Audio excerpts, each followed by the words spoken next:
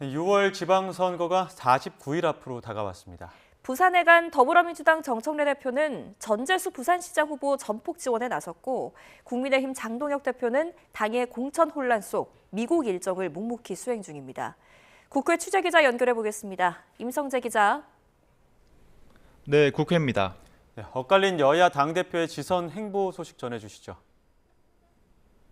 네, 지선을 앞두고 연일 현장 행보를 표방하는 민주당 정청래 대표가 부산으로 향했습니다.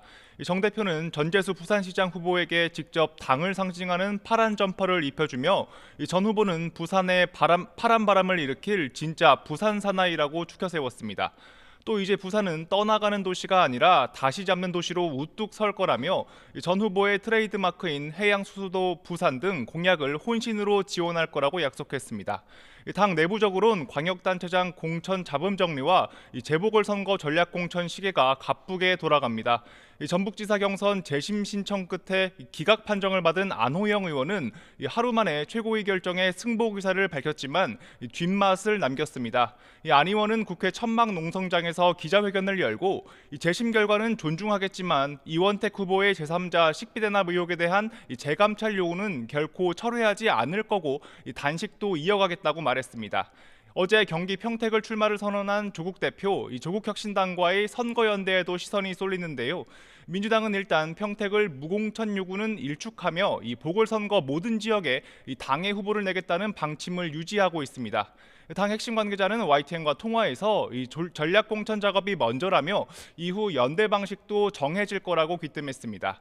국민의힘 장동혁 대표는 5박 7일 방미 일정을 소화하며 미 의회 상하원 의원들을 만나고 있습니다. 특히 방미 과정에서 트럼프 미국 대통령의 영적 멘토라고 불리는 폴라 화이트 목사와의 면담도 추진하는 거로 파악됐는데요. 이 화이트 목사가 지난달 김민석 국무총리와 트럼프 대통령의 20분 회동을 주선한 인사로 알려진 만큼 또 깜짝 대화가 성사되길 내심 기대하는 눈치입니다. 하지만 벤스 부통령 등 거물급 인사와의 면담 소식 등은 아직 전해지지 않아 국내 지선 행보 대신 선택한 방미에서 뚜렷한 성과물을 가져올진 미지수입니다. 당내에선 지방선거 공천 잡음 속 당대표가 돌연 미국행을 택한 것에 대한 비판의 목소리가 여전히 큰데요. 대구시장 경선 컷오프 뒤 연일 쓴소리인 주호영 의원은 SBS 라디오 인터뷰에서 상주가 상가를 지키지 않고 가요방에 간 것 같다는 표현을 쓰는 사람도 있다고 비판했습니다. 부산 만덕의 집을 구하며 재보선 북구갑 도전을 공식화한 한동훈 전 대표와 맞물려 당내 무공천 요구도 이어지고 있습니다.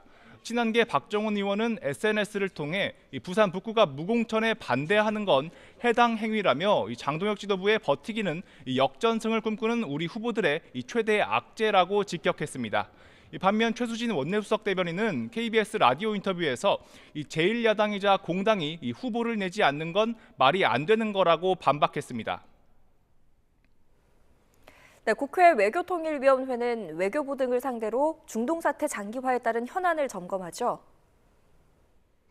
네, 국회 외통위는 조금 전 10시부터 전체 회의를 열고 현안 질의를 진행하고 있습니다.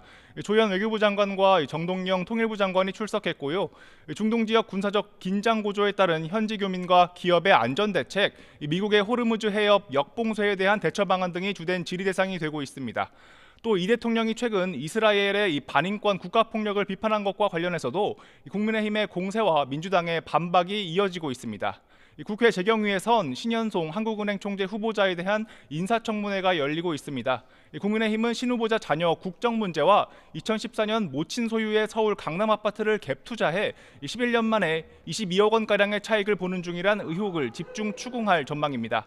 반면 민주당은 학문과 더불어 정책, 국제기구를 모두 경험한 드문 이력을 부각하며 대내외 불확실성 속 물가 안정과 금융 안정을 도맡을 적임자라고 강조할 것으로 보입니다.